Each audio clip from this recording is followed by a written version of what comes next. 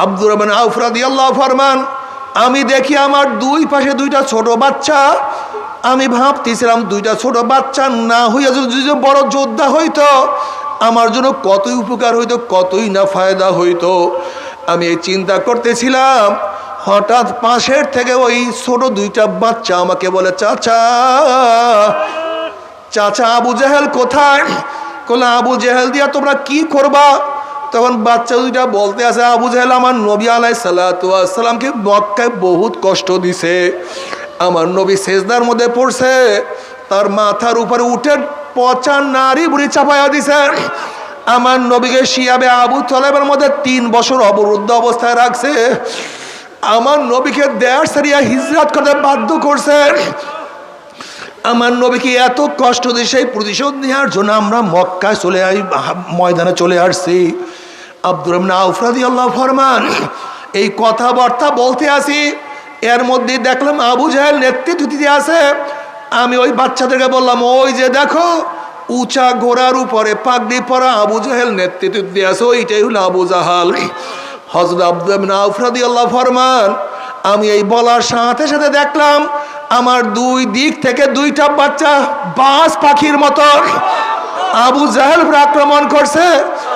একজন ভাই পায়ের উপর আক্রমণ করছে, কেউ ঘোড়ার উপর আক্রমণ করছে। আবু জেহেল তাদের উপর আক্রমণ করছে।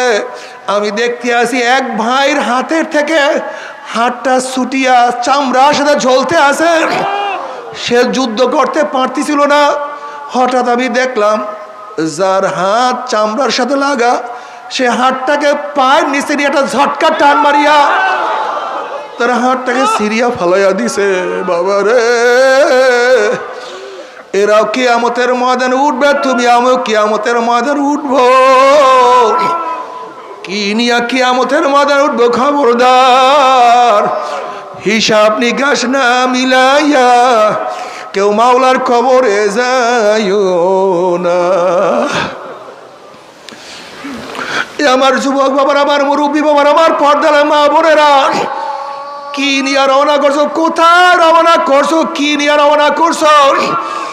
হাসিবু কবলাম তুহাসাবু, তোমার কাছে হিসাব নেওয়ার আগে তুমি তোমাকে হিসাব নাও। তোমার নামাজের অবস্থা কি? তোমার রোজার অবস্থা কি?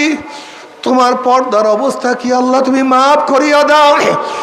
আল্লাহ খবরদার, খবরদার, তওবা না করিয়া মাওলার কবরে যাইও না। যদি তওবা না করিয়া মাওলার কবরে যাও, ওই কবর তার কবর থাকবে না। কোন নাফরমানের